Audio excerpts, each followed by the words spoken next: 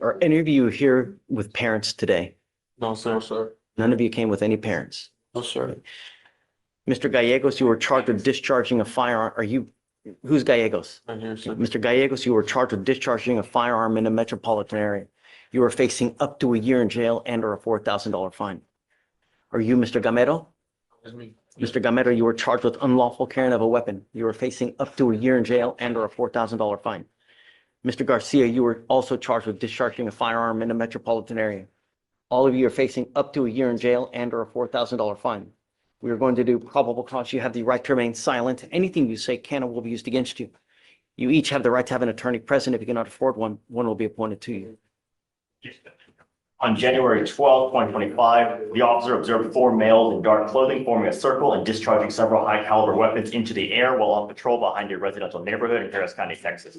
The officer observed 2 males run towards Muscatine Street and 2 males flee towards Garber Lane, where the officer remained stationary. The officer identified the second male apprehended as defendant Gamero, 18 years old, who was found in possession of a Glock handgun tucked into his. Buckle up, guys, because this case takes off with an explosive start. The judge calls in 2 young defendants, expecting just another routine hearing. But within seconds, we learn the shocking truth. One of them was only 14 when firing an AR-15. That revelation stuns the room. Then, Garcia calmly admits to pulling the trigger and even turning over the rifle to police. It's a dramatic opening that instantly grabs attention. Every word from the judge feels like the start of a storm building inside the courtroom.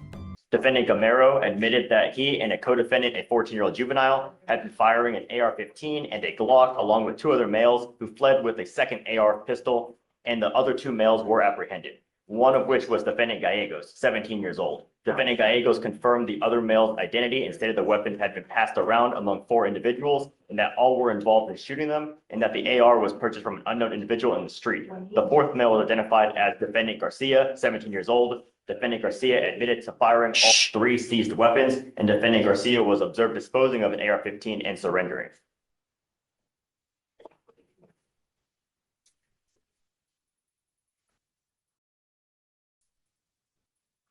Gentlemen, I'm going to find that there's probable cause to go forward with each of your cases, and I am ordering you as the condition of your bond not to consume alcohol, illegal drugs, or unprescribed controlled medication. How old are each of you? How old are you, sir?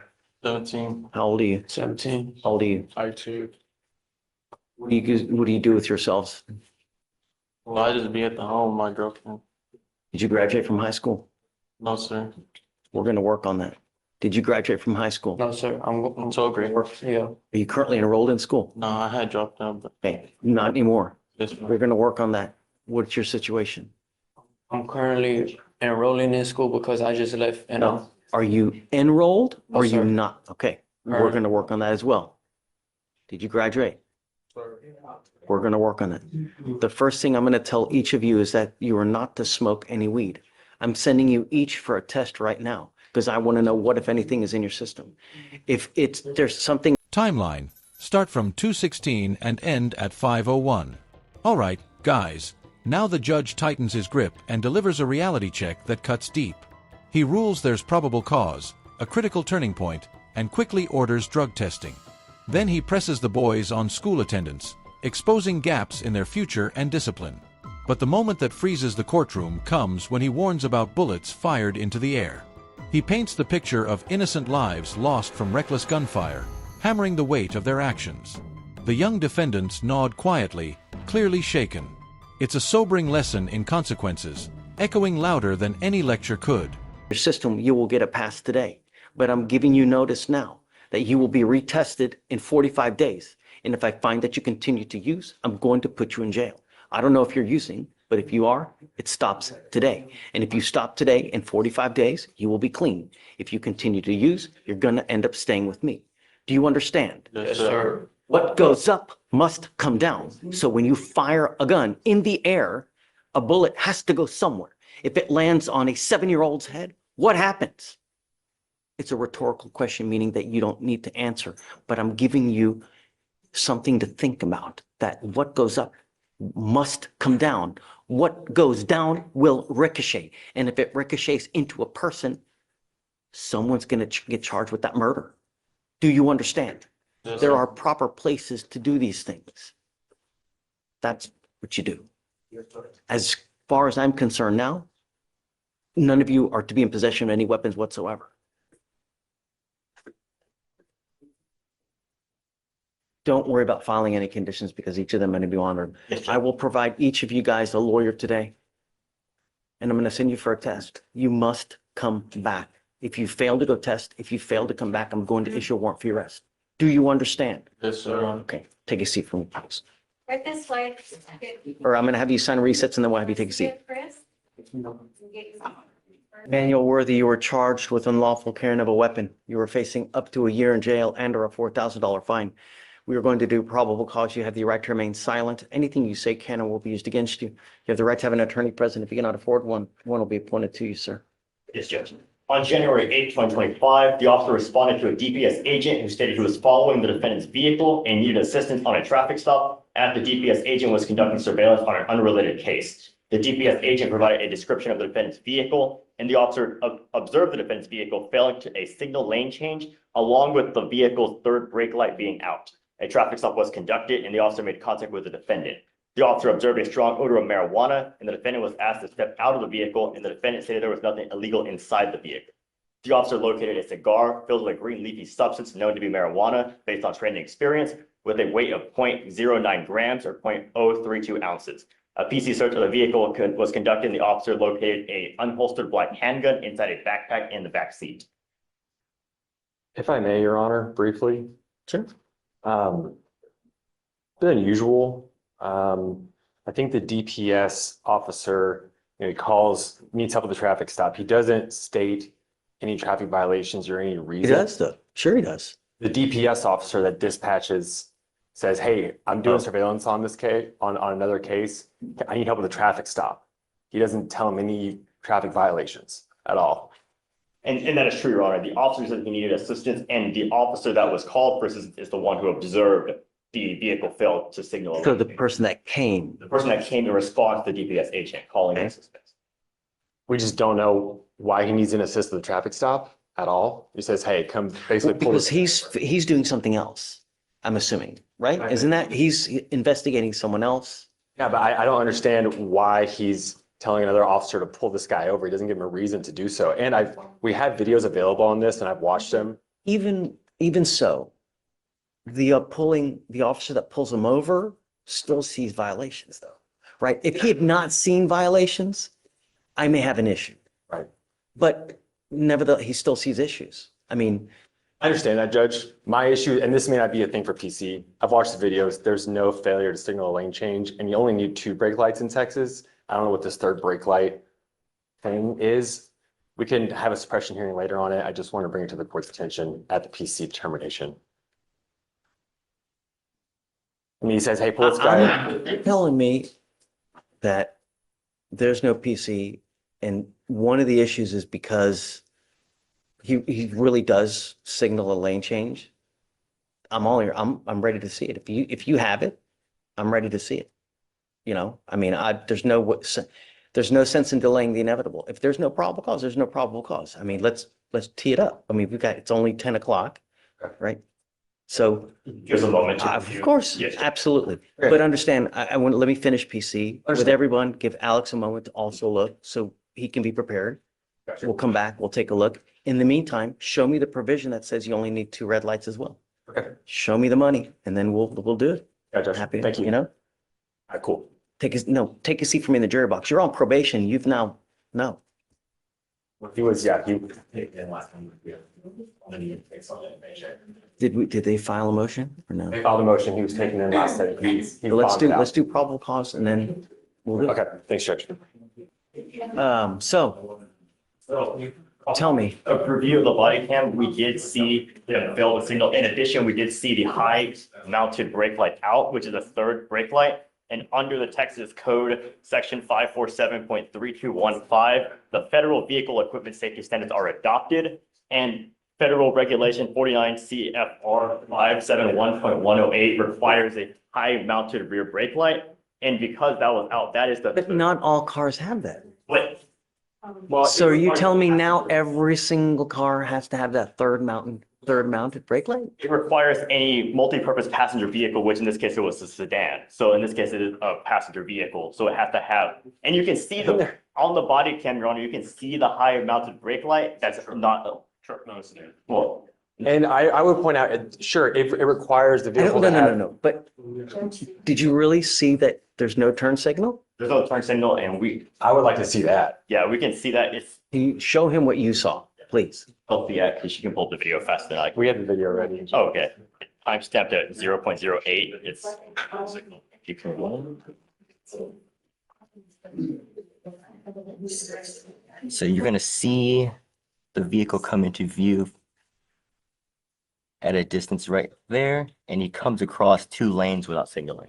Bro, you can, You can, come on, Will, you can. we can show the judge that. Yeah, 'cause we you we can, can't- we you can can't step in see the that. back and you can see I it don't think cut that's across. him. There's no way. There's no way that's him because But- he's already in the furthest right lane by the time that, No, you and can see 2 him, you seconds can see him later. going across to his right, a lane without any signal and addition to that brake light as you continue the video.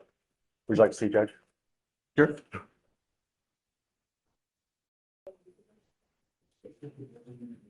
Let me see.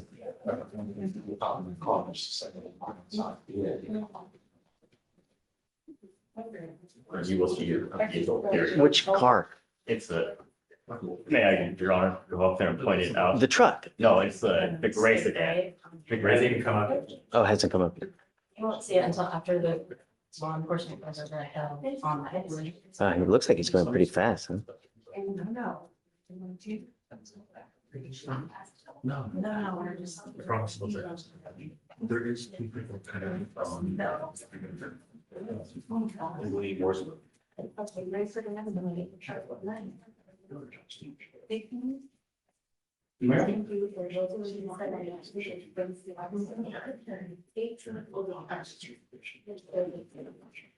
So when you go, I mean, the law is such that you're always supposed to signal, right? And I mean, even if you're going in that turn, Well, I mean, were the lights on at that point or no? yes, the lights were. The lights were on as soon as he gets up to the back of my client's vehicle before he makes that turn, they just shake lights. And the state is saying that there was an unsignaled lane change fire. How do you know the lights are on? Pardon? How do you know? Because the sound kicks on, you can hear it. Yeah, and he's correct that after, but before that, there's an unsignaled lane change as. Yeah, well, I was hoping to see an unsignaled lane change before they even pulled them. There is, Your Honor, it just, Show me that. He said it was a freeway. well, freeway, Your Honor. and- Show me. I didn't see it. Yeah, well, if I could, I can point out his vehicle. Yeah. Show me because that's what I was looking for and I didn't see it. Your Honor, if I may step around, so I can. Go, please. Come on. Don't be shy.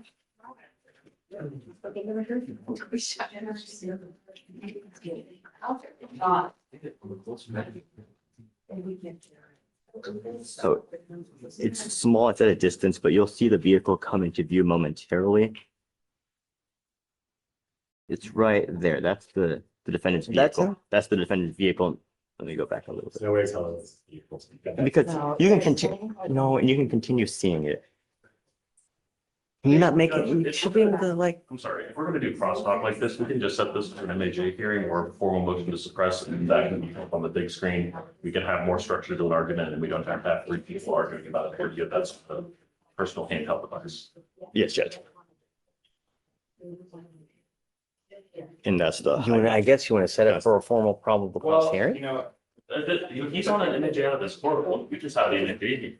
So it's a preponderance standard, they can challenge any motion to suppress they want to, or they can urge any motion to suppress they want. This is for the new case though, right? This It is not for the It's for the MAJ. new case. It's for the new case. Yeah, and the UCW. The UCW, yes. Yeah, Yeah, but he's got a pending MAJ in this court for an evading arrest. right. But because of this, Right, so this would have to be proved about that hearing anyway. right. But I mean, I'm not going to revoke if there's no PC to go here. Right, but I'm just saying if we're going So- to be here, having 3 attorneys talk about a handheld device on the screen, what can't be seen, we might as well just set it for a whole hearing and then we can put the whole video up on the screen. I'm down. You want to do it for beginning of next week? The court suggested that there's gonna be. I didn't realize it was going to be this Yeah, I just. labor intensive, so to speak, you know? It's turning into like a big argument. If the video is clear enough to determine probable cause, then that's fine. I'm just saying if this is gonna. I'm having to squint. So that's why, but if, let's set it for a 401. Next week, whatever you want. No? I mean, whatever the court wants. It doesn't matter to I mean, me. but on the. I would like to do it now if we can, annually, but I mean, it's the first 8 seconds of the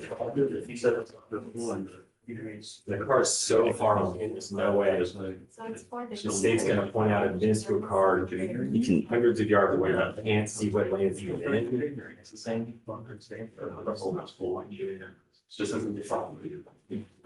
There, and then the officer continues going in that direction. It's the same vehicle.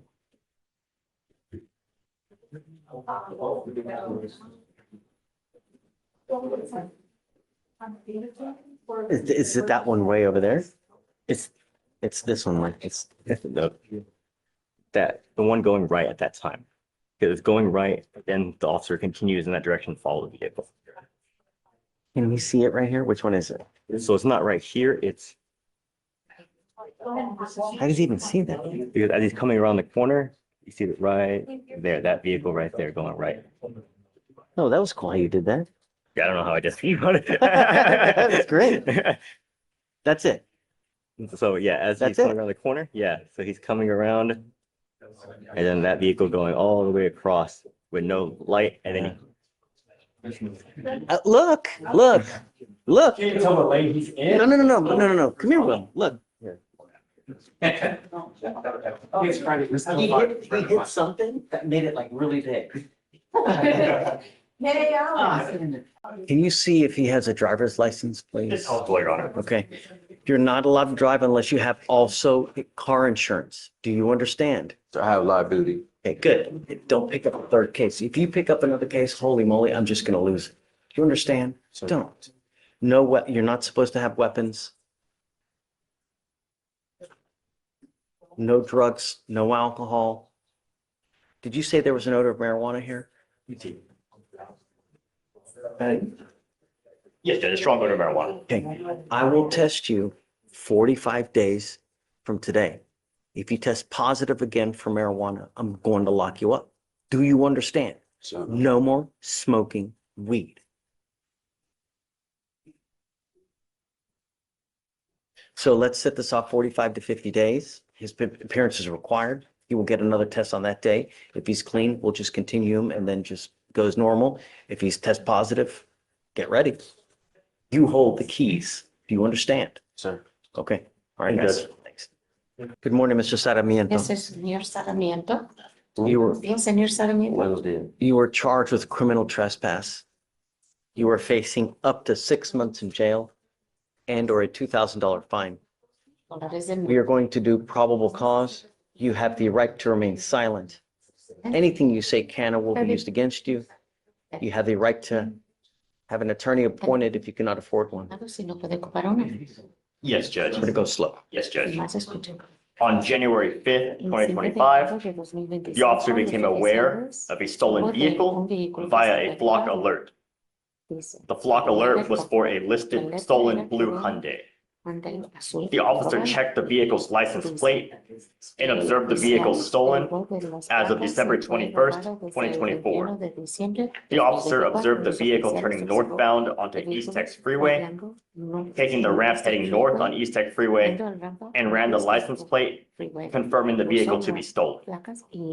A traffic stop was initiated. The officer announced themselves as HPD while giving command to turn off the vehicle and place hands out of the vehicle. The defendant, the front passenger, was the last to exit the vehicle, and the officer made contact with the complainant, and the complainant stated he did not know the defendant, did not give the defendant authorization to operate the vehicle. What? So they found the stolen vehicle, Your Honor. How does he know that it was stolen? And Your Honor, there's no need for him to know this vehicle. There's no requirement he knows, only that he's in the vehicle without permission from the owner. And the owner said he does not have. How does he even know that the person driving stole the car? Well, he doesn't know the defendant. He doesn't know, he didn't say he know he stole it. He just didn't know him, did not get So permission. you're telling me that he's in a car, he doesn't know the driver, and Right, the complainant just said that in regard, he did not know the defendant, did not give. I understand that, I get that, but, so he's he's a passenger in a car, and they charge him with criminal trespass. And in the DIMS, it says that he doesn't even know the driver. So how would he even know that the car is stolen? How do they know each other? How, I'm beside myself. I don't.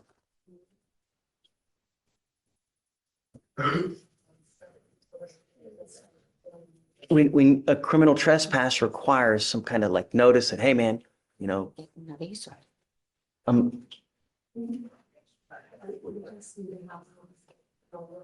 So the trespass was the driver driving into the area and he was this kind of. he's the passenger, right? I would assume that the driver got charged with UUMV. Let me see what he got charged with. If you tell me no, I'm gonna lose it. Really? Yes, Judge UMB. Okay. But the problem is that like, how would he know that the car is stolen? Right? You got to give me something that, it's a specific intent crime. You have to, you know, there's got to, in my opinion, you've got to somehow know that the car is stolen. And Your Honor, further, I guess to get to that, he was in a relationship with the defendant who was in the vehicle, and there were signs of damage to the vehicle that the officer articulated, saying that there was. One moment.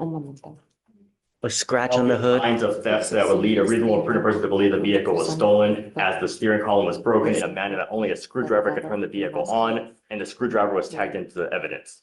So there was damage from a screwdriver in the vehicle indicating that it was stolen, and this defendant was in a relationship with the driver of the vehicle. And then furthermore. Did you just tell me that they didn't know each other? No, the complainant does not know the defendant. Oh, okay. But I thought you also said that the driver and. No, Your Honor, and it may be misunderstanding because of me, but it's the complainant saying he does not know this defendant and did not give permission to the defendant to operate the vehicle. So there is enough there that a reasonable person would believe That the he's in a stolen car. Stolen, yes. So the steering column, was it? was broken, and the officer said that in a manner only a screwdriver could turn the vehicle on.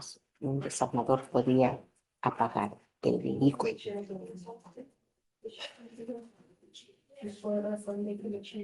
See, I don't know, you know, because when I was young and dumb and 17, and, you know, my friend had a CJ7, you know, you ever been in those Jeeps that are just jalopy Jeeps, right? Yes, They yes. always broke down. They always had a problem. We always, you know, Jimmy rigged it as well, you know? In this case, Judge, I believe there would be enough for PC because we have a vehicle with evidence of breaking into the vehicle with that damaged steering column. I've been in vehicles like that before. And we furthermore have a complainant saying he doesn't know the defendant in the vehicle. No difference to me. That goes to the element of without, for the criminal trespass, it goes to the, with, knowledge that it was, Nah, I'm not, no, I'm sorry. I'm gonna find no probable cause. I'm sorry. Porque no hay razón probatoria. Be careful. When you hang with dogs, you get fleas. I don't know what your status is in this world, if you're in this country with permission.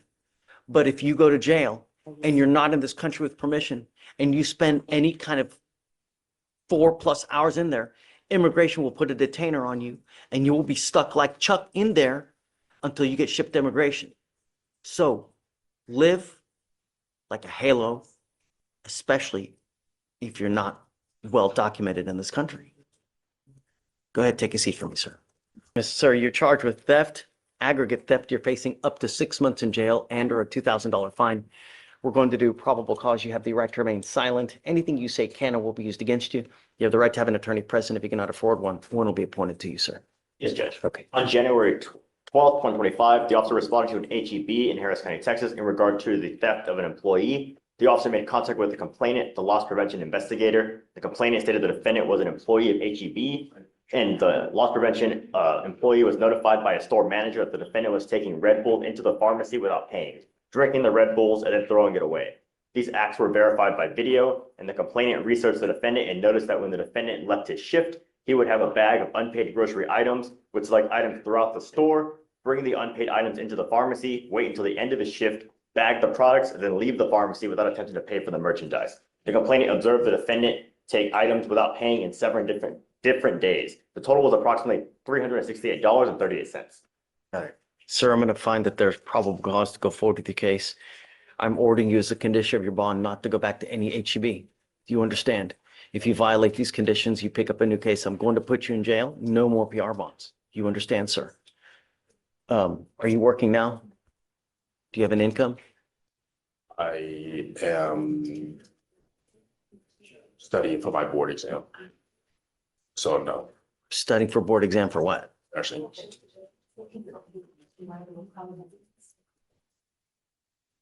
Really? It's not a good way to start, sir. You know, really. Look, I'll give you a lawyer today. Don't pick up any new cases. You got to understand that you got your future ahead of you, man. You want to be a nurse and now you got, come on, really? I need you to fill out an application for me. Fill it out. Now we shift into the most intense showdown yet. The judge opens a new case, questioning if the traffic stop that led to a weapons charge was even lawful. The defense pushes back hard, insisting the stop was invalid. The judge doesn't let it slide. He demands proof, video evidence is mentioned, and the back and forth grows sharper. What seems like a simple missing brake light suddenly becomes the center of legal battle. You can feel every lawyer choosing words carefully as the judge pushes for answers. The pressure in the courtroom rises with each exchange, making this sequence pure drama. If you enjoyed this breakdown, make sure to like this video, subscribe to the channel, and we'll see you in the next one. Look at it. I'll give you a lawyer today. Just make smart moves. It's not hard, you know, really. Come on. Judge, was that sponsored? Yeah. Do you mind filing knowing back HEB, please? Any HEB. Yes, Judge. All right, Judge, counsel is approaching on page 7. Hernandez, come on up. Hi, good morning. Hi. Assisting Joseph Ruiz today. I'm sorry? I'm here assisting Joseph Ruiz today. Okay, for sure.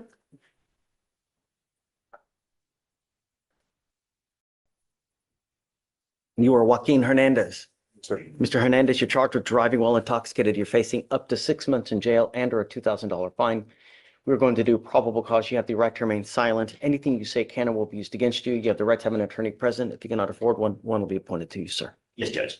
On January 12th, 2025, the officer was dispatched to 7000 Gulf Freeway, and another officer had advised that the defendant would sleep in the driver's seat of the vehicle. The vehicle was on and running, and the officer observed a container of beer in plain view in the center cup holder. The officer made contact with the Drinking while driving? Yes, Judge. And the officer observed a strong odor of an alcoholic beverage, watery bloodshot eyes, slurred speech, and the defendant admitted to consuming beer, but did not state the amount. The officer observed a 12-ounce Michelob Ultra cold to the touch and a plastic bag labeled Margarita to go with a straw sticking out of it, mostly consumed, and an open pack of beer in the back seat. The center field sobriety tests were performed, HGN 6 out of 6. Walk and turn and one leg stand were not performed due to the defendant claiming he had one bad leg. The defendant was read the DIC and declined to provide a sample, and a blood search warrant was signed and executed. Mr. Hernandez, I'm going to find that there's probable cause to go forward with your case.